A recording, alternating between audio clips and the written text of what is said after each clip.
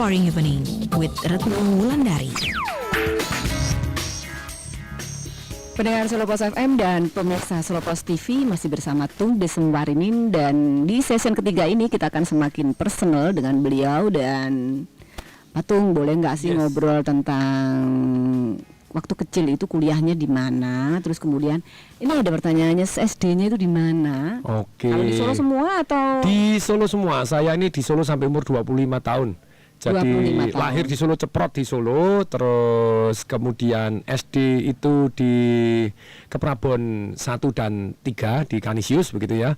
Kemudian SMP di Bintang Laut, jadi termasuk kategori lumba-lumba saya, binatang laut juga gitu ya. Terus kemudian SMA di SMA Negeri 3 di Solo. Kemudian kuliahnya pertama kali masuk di Fakultas Ekonomi UNS.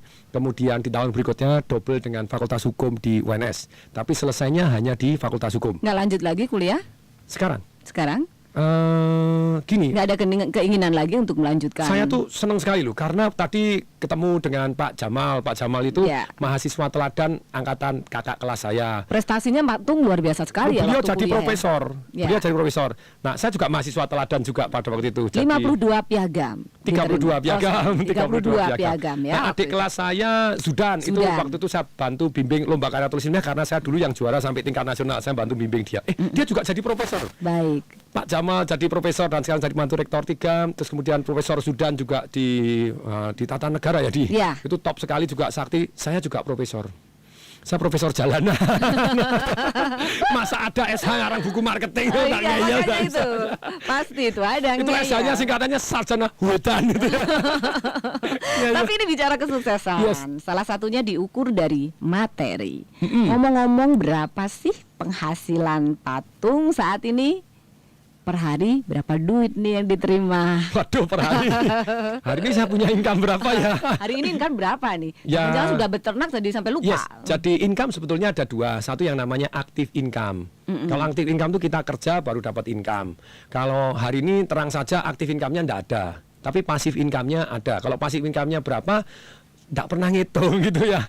Jadi passive income itu adalah sebetulnya yang harus kita pedulikan di dalam kehidupan selain active income. Tapi sayangnya begitu banyaknya orang, 97% orang, termasuk pemirsa di rumah ataupun pemirsa Radio Solo Pos, ternyata 97% di antara kita semua yaitu sibuk cari active income, tidak punya passive income. Jadi lupa mencari pasif. Ternak duitnya. Ternak duitnya gimana tipsnya? Sederhana saja. Ternak duit itu harus kaya dulu? Harus punya duit berapa M dulu atau gimana? Jadi Anda mulai dari kecil. Jadi begitu, prinsipnya gini, orang kaya begitu terima duit, dia sisihkan dulu, sisanya baru dihabiskan. Kalau orang miskin dapat duit, dihabiskan dulu. Kalau ada sisanya, baru disisihkan. Karena dihabiskan dulu, habis nggak? Namanya aja dihabiskan gitu ya. Mau Mike Tyson, pernah dengar Mike Tyson? Penyanyi dangdut, tahu? Bukan ya, itu ya. Petinju, bukan petinju, orang yang bangkrut. Dia dapat duit banyak, tapi dia sibuk menghabiskan. Kalau ada sisanya baru ditabung, nggak pernah bisa. Harusnya terima duit, sisakan dulu. Berapapun income kita, sisihkan, kemudian digulungkan. Digulungkan dengan cara? Disisihkan, digulungkan. Anda boleh masuk ke kamar kos misalnya gitu ya. Oke. Investasi maksudnya? Yes, jadi investasi boleh. Atau paling goblok di deposito ditambahin lagi. Itu goblok setengah mati, tapi lebih bagus daripada tidak punya ternak sama sekali. Jadi setelah Anda ternakkan tadi, mendadak hasilnya sungguh sangat luar biasa. Saya tahu ini tahun 97. Tahun 97 saya praktek mulai ternak duit dan mulai menyisihkan sederhana sekali. Sebetulnya di tahun 2002 begitu, 12 tahun yang lalu saya sudah merdeka gitu secara keuangan. Wah, kaya banget. Enggak gitu ya. Berapa? Saya cuma punya tabungan 300 juta saat itu. Pada saat itu 300 juta, bunga saya dapat 12% net. Akibatnya 1 bulan saya punya penghasilan 3 juta. Cukup untuk membiayai gaya hidup saya pada waktu itu cuma 2 juta. Karena anak belum sekolah, belum begini. Nah, sebetulnya saat itu saya sudah merdeka. Nah, ini banyak orang yang salah. Pak, kaya dulu baru merdeka. Enggak, merdeka dulu baru kaya. Maksudnya apa? Dengan Anda merdeka, Anda bisa mikir. Tadi saya baru aja ke Museum Sangiran. Keren, Museum Manusia Purba. Saya sarankan Anda boleh datang di sana karena tempat pariwisata yang sekarang layak dikunjungi gitu ya. Nah, sana saya pelajarin, oh ternyata betul. Waktu itu saya kombinasi dengan National Geographic, ada berita begini. Manusia itu ternyata diciptakan 2 juta tahun yang lalu. Terus ternyata baru manusia maju. Pertanyaannya para ahli, kenapa manusia baru maju secara ekonomi, budaya? kemudian juga teknologi, spiritual baru 7.000 tahun yang lalu. Yang 1.993.000 tahun ngapain? Sebelumnya ngapain? Ternyata sebelumnya mereka sibuk berburu. Berburu. Dan setelah 7.000 tahun yang lalu, kenapa manusia mulai maju? Karena mereka punya waktu berpikir. Kok bisa punya waktu berpikir? Karena mereka mulai beternak. Kata kuncinya itu. Pertanyaan saya, kenapa sekarang kembali lagi 97% dari kita sibuk berburu uang, cari uang. Anda tidak punya waktu untuk mikir lagi. Kalau dulu kan orang tidak berburu, mulai ternak ayam, ternak begini. Aktif income-nya tadi ya. Iya, Anda kalau yang fokus dikejar. aktif income terus, mestinya kan disisakan dulu dong. Ayamnya jangan disembelih dulu, biarkan bertelur. Angsanya biarkan bertelur emas dulu, telurnya baru digunakan. Dan itu nggak harus nunggu banyak sekali uang. Iya, Anda mulai sedikit dulu. Start from whatever you want, whatever you have gitu ya. Kamu punya berapa, mulai sekarang gitu. Gajinya berapa, sisihkan. Minimal 10%, sisihkan. Gulungkan. Anda akan tumbuh luar biasa. Ternaknya Pak Tung udah dapat berapa Kalau sekarang? tahun 2007, tahun 2007, ternak duit saya tuh saya ngasih hadiah ulang tahun istri saya itu sudah Mercy Spot. Warnanya biru metalik, peleknya 20 inch, cupnya bisa bilang dan itu ternak duit doang gitu. Saya tidak akan pernah beli Mercy, tidak pernah beli mobil mewah ketika ternak duitnya tidak cukup. Dan saya sangat sabar. Tahun 2004 saya pindah di Pondok Indah, di Bukit Golf sudah bisa. Beli Mercy S-Class, tunai cash keras sudah bisa. Saya enggak. Saya sabar, ternak duit dulu, jadi punya kos-kosan, punya usaha yang jalan tanpa saya, punya properti-properti di Sampai sekarang masih begitu ya. Jadi masih. Jenis usaha apa yang dimiliki Pak Tung sampai saat ini dan di mana saja? Omsetnya berapa? Waduh, jangan tanya gitu. Sangat banyak ya. Jadi saya punya developer, terus kemudian saya punya kontraktor, saya bahkan punya perusahaan tiang pancang. Salah satu perusahaan yang untuk kontraktor kemarin kita deal untuk bangun Bulgari, kita menang gitu ya. Ngalahin kontraktor-kontraktor yang sangat besar karena kita dipercaya. Itu kontraktor untuk bangun rumah-rumah mewah gitu ya. Terus kemudian kalau developer itu yang terakhir kita properti ya, bangun di Johor Baru di Iskandar Ridge. Itu Januari itu sudah ya lumayan sekali gitu. Itu kerjasama dengan beberapa teman dan pengusaha di Singapura juga, pengusaha di Malaysia juga, kita partneran dan mendadak grow luar biasa. Ada toko buku juga, Togamas di Jogja, bukan di Solo, di Jogja begitu ya. Hotel juga sepertinya. Hotel juga, hotel di Malang, Kartika Graha. Jadi kalau ke Malang nginep di mana? Ada banyak. Kartika Graha, oke, nginep di hotel saya itu. Kartika Graha saya gitu. Itu sudah direnovasi, kamarnya besar, wah, indah, bagus, keren banget itu. Keren banget ya. Top Ada butuh gitu ya. karyawan nggak tuh di sana? Nah, ya, nah, tentu saja. Terus kemudian ada hotel The Ritz Jogja, halo Jogja gitu. Halo Kita Jogja. kerjasama dengan banyak pengusaha di Jogja. Di Semarang ada? Semarang ada Best Western Star gitu ya. Iya. Ini terakhir ini saham saya baru di Kerjasama juga ya. kerjasama yang dengan satu partner dulu, dua partner, sekarang tinggal satu sama satu. Terus kemudian dia nawar, Pak Tung boleh nggak Jadi sahamnya saya beli gitu ya. harus berpartner juga. I always berpartner. Oke. Minimal dengan karyawan saya. Ya. Saya selalu punya partner. Jadi jalan untuk mencapai satu sukses pastinya tadi kalau Pak Tung bisa explore tips apa sih yang lebih sederhananya? Kalau satu kata aja sukses itu, tolong ya ditulis pakai tadi huruf besar, ditebelin, di garis bawahi, dilingkarin, kasih tanda seru, di stabilo, kasih bintang 7 gitu, kasih gambar hati di panah. Gitu. Satu kata yang buat Anda sukses adalah nyontek. Nyontek. Sebentar, ada guru nggak yang dengerin? Ada guru dimarahin. Nyontek itu kelemahannya ini. kita tuh dari kecil nyontek loh. Kita bisa ngomong nyontek nggak? Iya, nyontek. Pakai baju nyontek nggak? Nyontek. Segala macam bentuk sisiran kita nyontek nggak? Betul. Nah, kenapa kita nggak mau nyontek orang yang sukses? Kalau Anda bilang ini original, bohong. Nggak ada yang original. Yang ada hanya Anda atapi, tiru dan amati, tiru dan modify. Ada dua gabung jadi satu lebih bagus. Anda kombinasi terus. Anda maju itu karena ada landasan. Kalau saya bilang saya sukses hari ini karena saya duduk di bahunya orang-orang yang sakti mandraguna yang saya pelajarin ilmu-ilmunya tadi. Nah, ini juga yang inspiring sekali.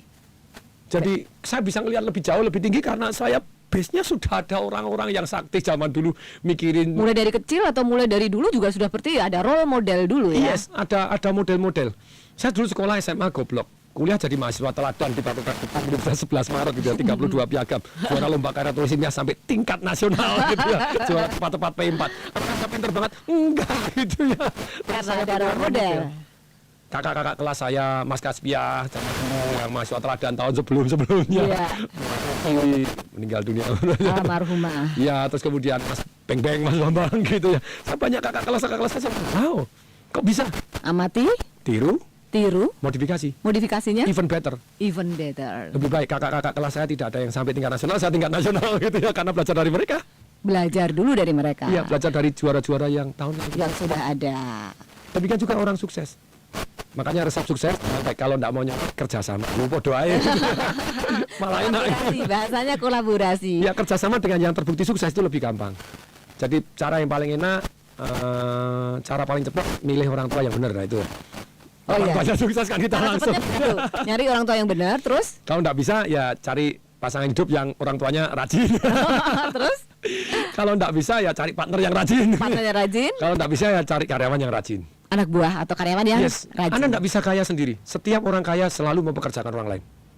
Nah, ingat nih, setiap orang kaya selalu mempekerjakan orang lain. Bahkan Anda tidak perlu tahu. Contoh, saya waktu mahasiswa teladan, saya kerja di BCA. Pada waktu BCA yang punya Om Lim. Om Lim SD aja gak lulus, bahasa Indonesia tidak bisa punya BCA. Karena salah satunya mempekerjakan Tung di Sewaringin dan mengerjakan orang-orang yang hebat. Yang hebat itu yang dikerjakan di sana ya. Patung, kalau Yes. rumah nih, Ya. berapa punya rumah? Sekarang properti lumayan lah, 42. 42. Ada Di Solo apartemen punya. ada, di Solo ada, di Jogja ada, Di terus Jogja kemudian ada. Surabaya banyak, di Bali ada, terus kemudian Jakarta gitu, Semarang dan Itu seterusnya. muter terus? Di Medan ada, ya. Selalu diputerin atau cuma Enggak, saya sewakan. Tadi ternak duit Tetap sewa-sewakan. diternak lagi ya? Iya. Ada 4 hotel, lumayan lah. Ada gitu. 4 hotel, Yes. ada properti yang luar biasa. Mallnya buka nih, 31 Mei, The Ritz Jogja. Datang ya. Di Jalan Tetap Jogja marketing Magelang. ya, gitu ya. Jalan Jogja Magelang ada Iya. The The Ritz ya. Itu Jogja City Mall. Wah. Jokowi bukan. Jogja City Mall. Jogja City Mall di Oke. Jalan Jogja kilometer Jogja Magelang 6,7. Ya, Jadi, kerjasama dengan banyak orang di Jogja di Jogja. ya. Seru, kerjasama gitu seru. Sampai pada titik ini, sampai pada yang hari ini terjadi, Ya. peran ibu. Jadi saya sangat semangat untuk terus berkarya, salah satunya karena ibu saya gitu ya.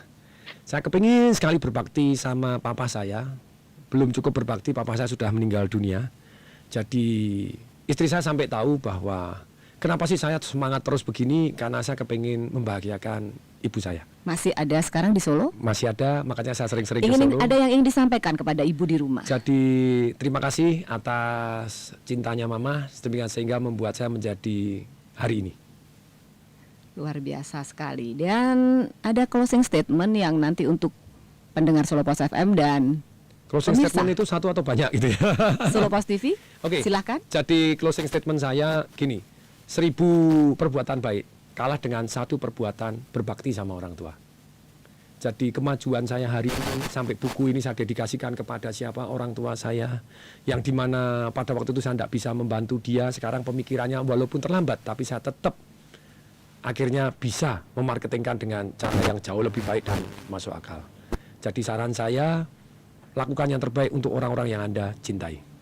Aduh, sore yang luar biasa sekali. Patung, terima kasih sudah berkenan hadir di studio Solo Pos FM dan juga tentu saja sudah di tengah-tengah jadwal yang demikian padat. Dan pendengar Solo Pos FM, pemirsa Solo Pos TV, sampai di sini dulu perbincangan kita 1 jam bersama Tung Desem Waringin. Sampai bertemu kembali. Saya Retno Wulandari pamit mundur.